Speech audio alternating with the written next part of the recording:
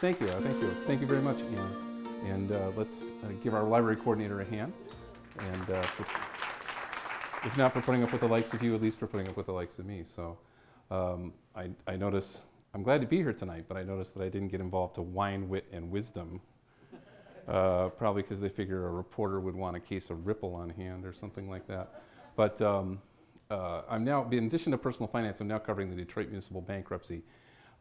And so everything I learned today about municipal bonds has taken up the space in my brain where this speech used to be, where this talk used to be. So I hope you don't mind if I use a couple of notes here. But as we get started, I want to ask you guys, how did you spend last September 20th? Raise your hand if you did any. I'll give you a hint. Raise your hand if you did any of these. Did you clean and stuff your feathered suit in observation of National Chicken Dance Day? Nobody. Okay. Did you mark the feast of Zywi, the Polish goddess of longevity, which I always celebrate by trying not to die? Did you mark National Farm Safety Day, which you also do by not dying, but that only counts if you live on a farm? Or did you celebrate Constitution Week by refusing to quarter foreign soldiers in your home? Unless they were going to help break the leaves, in which case, let's go, Siegfried. So if you didn't do any of those things, you also weren't celebrating what I call VR Day, Victory Over Recession Day. September 20th, 2010 was the day that the people who track such things decided that the Great Recession had been over for a year. And if you're surprised by that, I am not, because none of us are throwing on sailor suits and heading off to Times Square to kiss a nurse when we look at the economy these days. You know, things have been much worse, and they're getting better. They've gotten a little bit better, but we're really not back to normal with the economy in this country. If you have a job, you're probably making less. You're paying more for your health care. You've gotten your 401k match has been cut if you ever had one, and you've probably given up on a pension because citing a pension is like finding Bigfoot. Into the point where I think a lot of people are deciding that their best retirement strategy is probably to just take up smoking. So if you're already retired, you're probably dealing also with higher medical costs. You're getting nothing on your savings and bonds. Or, you know, Flagstar is doing 2.5 years, 2.5% on a 5-year CD. I mean, yeah, you know, that's the target for inflation. So, you know, and you can be losing money on that in a year. So that's how bad that has gotten. You probably maybe also become the bank of grandma and grandpa, or the bank of mom and dad, if your kids ever run into any trouble. And so the best return on your savings you can probably get is to just take your returnable cans back to Kroger at this point. It'd certainly beat that Flagstar deal, right? So instead of spending the polar vortex down at a condo in Florida, you guys are just kind of sidling up to the heat lamp at the Sizzler buffet, which you know, works for me. So, or maybe you're one of the people who lost their job. I mean, we lost close to 500,000 jobs in Michigan. We still have 370,000 people who are looking for a job as of January. And all those people, it takes, if you're unemployed now, 40% of the people who are unemployed have been unemployed for more than 6 months at this point, which means they're not going to have any unemployment benefits. So those people are raiding their IRAs and their 401ks and, you know, moving into your basement or your neighbor's basement and, you know, basically trying to keep their heads above water. I think they're giving up the hamburger in Hamburger Helper and finding that it works just fine by itself. So we're now into the 4th year of this recovery, which is twice as long as any of the last 2. We were out of trouble after 2 years in the last 2 quote-unquote jobless recoveries. If you remember the big recession in the 80s or the gas price shock of the 70s, this has taken 2.5 times longer than that to recover. So if you have, you know, if you're nostalgic about waiting in line for gas on even days, depending on whether you're a left-handed Baptist with a driver's license that ends in an even digit, those were the good old days. So a lot of people are talking about a new what they like to call a new normal, that we may not get back there, which is really, not very encouraging to a lot of us. And this is how far out of whack things are. So in 1914, Henry Ford started paying $5 a day. Not that there's anybody here who remembers that. $5 a day. Attracted enough workers, perfected mass production. By 1924, a Ford worker could buy a brand new Model T runabout with what he made in 58 days. If you take a new line worker at Ford today, who makes about 112 bucks a day, it's going to take him almost more than 5 months to buy a new Ford Focus. So basically in 90 years, things have gotten 2.5 times worse for most people. So not to be all doom and gloom, having been all doom and gloom, but there's a lot more to this than this money. Chances are you have other goals in your life, whether it's how you wanted to spend your retirement, whether it's things you want to do for your kids, whether it's things you want to do for your spouse, or maybe even things you want to do for yourself that you've had to put aside because, we've got this thing just hanging. It seems like, what's the next thing that's going to happen? Is there going to be another government shutdown? Is there going to be, what's the next bubble that they're cooking up on Wall Street at this point? I personally think Goldman Sachs is probably cornering the market on driveway salt after this winter. And instead of internet stocks, we're all going to be trading futures on Morton's 50-pound driveway salt. But there is one thing that we can all do, no matter what you're doing, no matter what hit you've taken. You're better off if you can have some cash. And if you can have more cash, you're better off. If you don't think having cash on hand is a bad idea, go ask O.J. Simpson why he didn't use a public defender. It really is handy no matter what kind of trouble you run into. And you also have choices, right? I mean, even if you're down to the last 20 bucks, you can decide whether to buy a six-pack or whether to buy beans and rice for the week. So that's what I want to talk about today, is some of these things that you can do. Now, when I helped launch Bankrate.com, which is now the leading personal finance site on the web, Bankrate.com, which is still, I'm not associated with them anymore, but they still do a great job. And one of the things that I was told I had to do was I had to dig up 52 mortgage stories. Every week we did a mortgage survey. And I realized after I came up with 52 mortgage stories, one a week for that year, I was going to have to come up with 52 mortgage stories for the next year, which is just what I dreamed of as a young reporter watching All the President's Men. So I asked myself this question, which was, is it too late to go to law school? But I didn't go back because I got a really interesting email from a reader who called herself Captain Mommy. And Captain Mommy was telling me that she had spent 3.5 hours on the website the night before researching mortgages. Because clearly, Captain Mommy was the last woman on the internet who could not find dancing cat videos. So I thought, this woman is starved for entertainment. Well, she wasn't starved for entertainment, but she was kind of starved because she had 3 kids, 3 boys, all under 6 years old. And she and her husband had not been able to put a dime away for college for these kids, and they were thinking that they never would.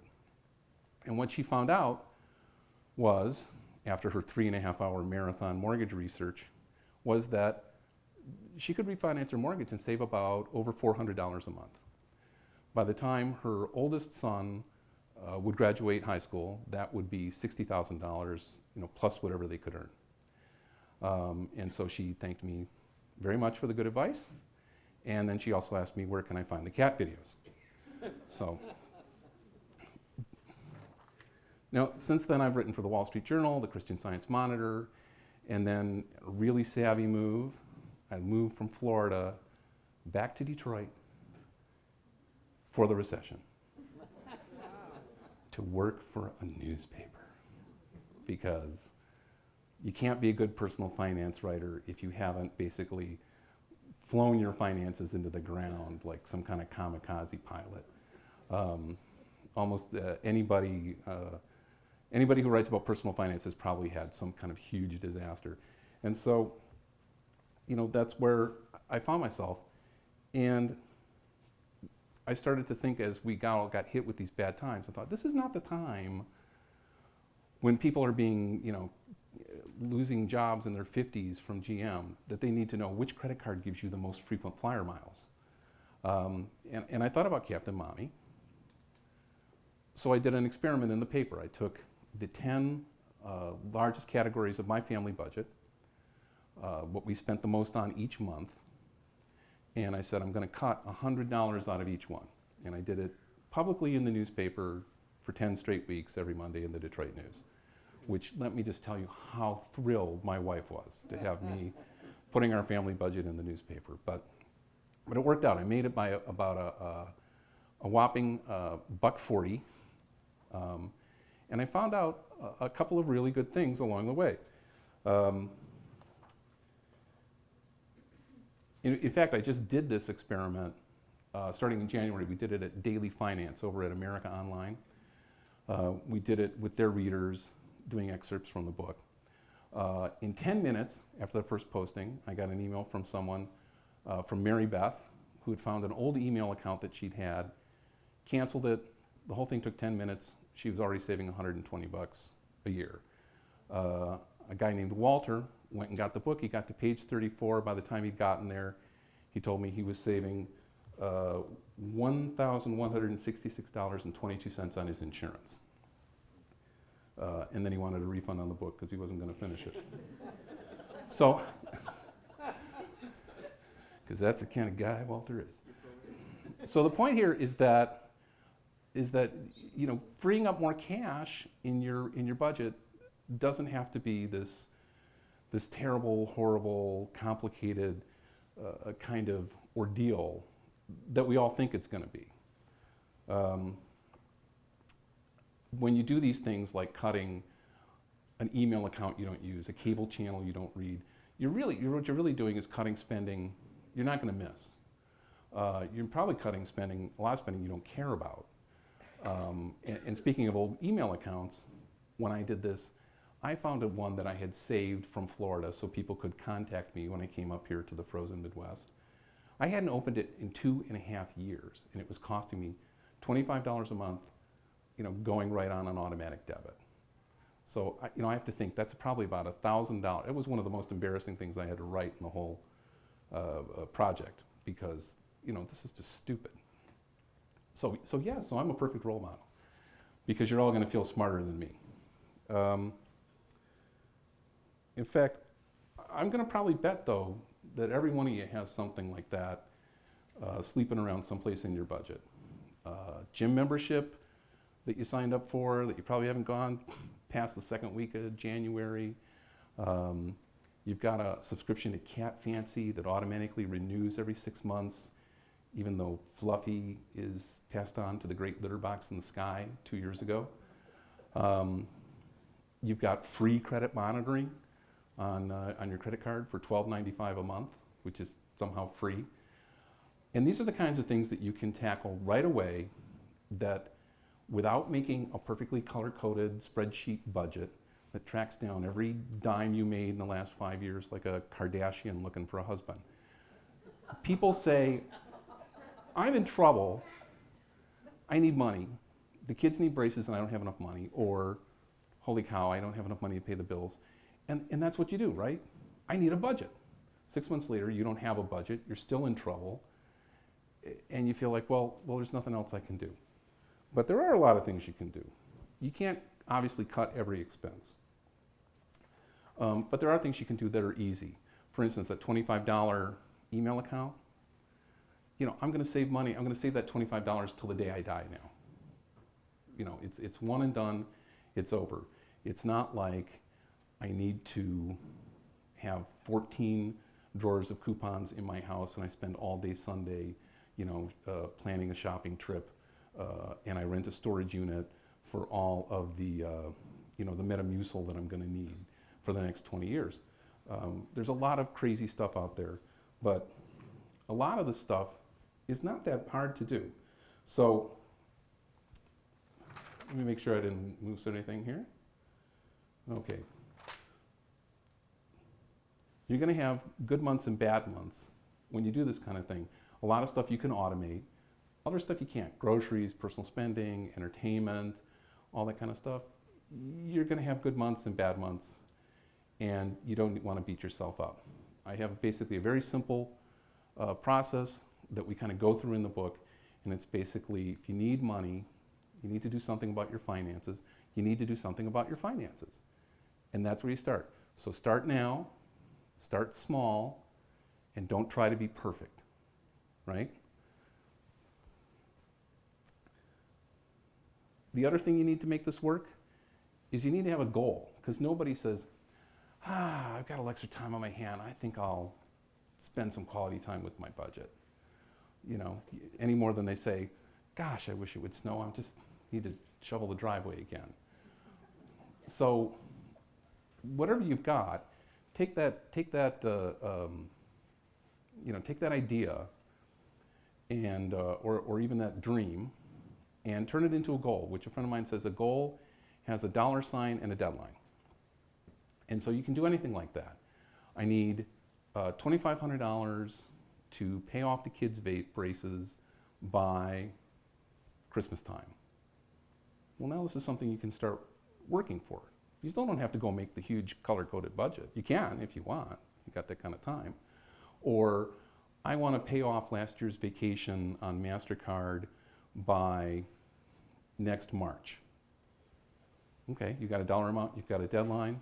Now all you got to do is go and find the money, right? By the way, if you do this kind of thing, the one little pro tip I can give you is open a dedicated account. If you're saving for something, then open up a separate savings account and have that money automatically transferred. So you save $25, you cancel the old email account, $25 a month goes in there. You find a way to save $60 a month on your cell phone bill, $60 a month goes into that account. Otherwise, it just winds up with everything, and you know, the gas bill was high last month, or the car needed brakes, and you're not going to have it. If you're paying down a debt, do the same thing. Go into your online checking account and automate. I save $60 a month in the spending category. $60 once a month goes to MasterCard, automated until I turn it off. So you're paying there's an old saying in personal finance, pay yourself first. So you're paying your goals first if you're doing that. And otherwise, you know, it really does just wind up going, who the hell knows where. So that's the idea. Start small, start now, start small, and don't try to be perfect, because it's going to be a process that you're going to go through. If that sounds okay for small goals and you're thinking, okay, that's fine for saving up for a new pair of golf clubs. That's fine for, you know, maybe paying off Christmas from the credit card. What's this really going to do if I have a real problem? I have a severe shortfall for retirement. I'm, you know, I've been living on a credit card while I've been trying to find a new job or something like this. So I want to tell you, before I started the $1,000 challenge, I got a call one night from a guy named John. And we get all kinds of calls at newspapers. Usually from the tinfoil hat crowd, or some other, or to settle a bar bet. You know, all right, tell my friend I'm going to put him on the phone. And I'd love to discourage these guys, because I got a call one night. Is it Liberty Island or Bedloe Island that the Statue of Liberty is on? I said, what do you say? He says, I say it's Bedloe Island. I said, you're right, put your friend on. The friend gets on. I said, what did you say? He says, Liberty Island. I said, you're right. Tell your friend he owes you $50. And they don't call back. But we get these other people who call who are really in trouble. And we can't help them. I mean, you know, we're paid to write. We're not lawyers, we're not social workers. And that was John, and he was in trouble. His biggest problem was that John had had the world's worst divorce lawyer. John was disabled, he was unemployed, he was divorced, and in a really brilliant legal maneuver, he'd had to file bankruptcy after his divorce, which is actually pretty common when people owe more on their homes than they're worth. But his brilliant attorney had let him keep the house out of bankruptcy. His entire income is a Social Security disability check. So you don't need to be Houdini to figure out how this story is going to end for John. John's calling me because he can't afford to keep this house. Well, I'm not going to send him to another lawyer because we can see how that worked out the last time for this guy. And there's really not a whole heck of a lot that I can do for this guy. And I wasn't feeling that great about my own personal finance situation. I moved from Florida to Detroit, pay cut, newspaper was sold, we start layoffs, GM and Chrysler go bankrupt, things, my freelance income dries up, and then my son turned out to have a severe speech delay. So now my wife can't work because she's taking him to 3 different preschools and speech therapy. So this is just beyond the trifecta. So I'm thinking, God, if I can't help, I'm in bad enough shape. If I can't help this guy, I know I'm laying awake at night seeing my checkbook balance on the living room ceiling. What's this poor guy going through? And then he mentions the reason he wants to keep the house. Because I said, why did you reaffirm this debt in bankruptcy? You can't declare bankruptcy for another 7 years. You're on the hook for this now. And he says, well, my daughter lost her job, and I wanted to give her a place to live. Well, so now I got to figure something else for this guy.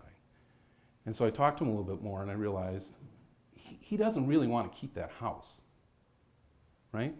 He doesn't have any emotional attachment, and his grandfather didn't build it. It's not the family farm that's been for generations in the family. He wants to provide for his daughter, like any good parent. So I said, well, here's what you're going to do. And the first thing is, you're going to lose the house because you can't pay for it. I said, but what you need to do, I said, but you can put a roof over your daughter's head because here's how it's going to work. You don't foreclose in Michigan until you're 90 days late. That's 3 months. Then you have 6 months to redeem your house out of bankruptcy in case you win the lottery or get a job. So that's 9 months. Then it's up, and in about a month they'll come to evict you. I said, you've got 10 months. Stop spending all your money trying to catch up on a mortgage that you're never going to catch up on. Start saving that money. Start cutting all the rest of your expenses to the bone.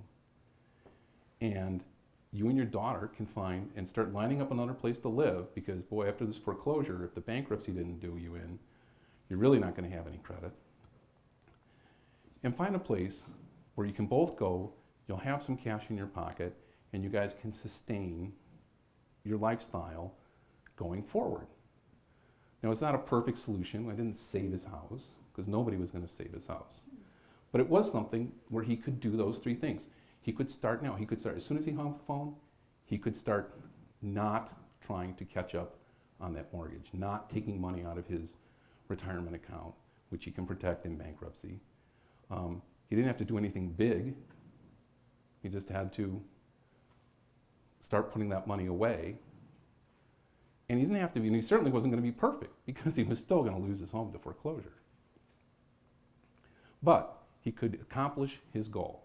He had 10 months. He was going to find out how much he needed to get into a new place. So he had a deadline and a dollar sign. Now, I hope that most people in this room tonight don't have any kind of thing like foreclosure looming over their heads. Last time I checked, I didn't. And there's certainly a lot more that we should be doing to reform our financial system, to deal with income inequality, to help people who are still suffering from hits that they took in 2007 and 2008. But the fact of the matter is, for most of us, we're going to be on our own in some way or another. And whatever challenges we're facing are going to be a lot easier if you have more cash. And the best way to get your hands on more cash is to just keep more of what you already have. You have to remember that a friend who always used to say, life is a junk sandwich, and the more bread you have, the less junk you eat. So each one of you can go home tonight becoming your own financial guru. Think of a goal on the way home. Dig out one bill, bank statement, look for those automatic debits, automatic charges on Visa, three-way calling on your phone bill. Sounded like a good idea when you signed up 5 years ago. Save that money and you can build on that. I think when I did this experiment, I made 3 phone calls and I saved about $135 on my cable bill. If you haven't looked at anything like a cable bill, a cell bill, or your insurance in the last 2 years, you're probably leaving a lot of money on that table. And so between all of it, tackling those top 10 categories, I still don't have a perfect color-coded budget of my last 5 years of spending. But once you've tackled the top 10, you've gotten most of your major expenses, and so you're getting a good running start on getting a handle on your finances.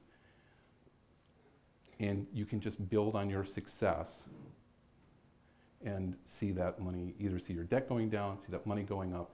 It might not be everything you need, it might not be the publisher's clearinghouse, but probably can leave you in a lot better shape than you think you are. So start now, start small, and definitely follow my example. Don't be perfect. So now we can all get together next September 20th. I'm going to ask Anna to throw us a victory over recession party here at the library, unless you want to quarter the foreign soldiers or anything else. And I hope I can see you all there for VR Day. So thank you very much, and I'm happy to take any questions.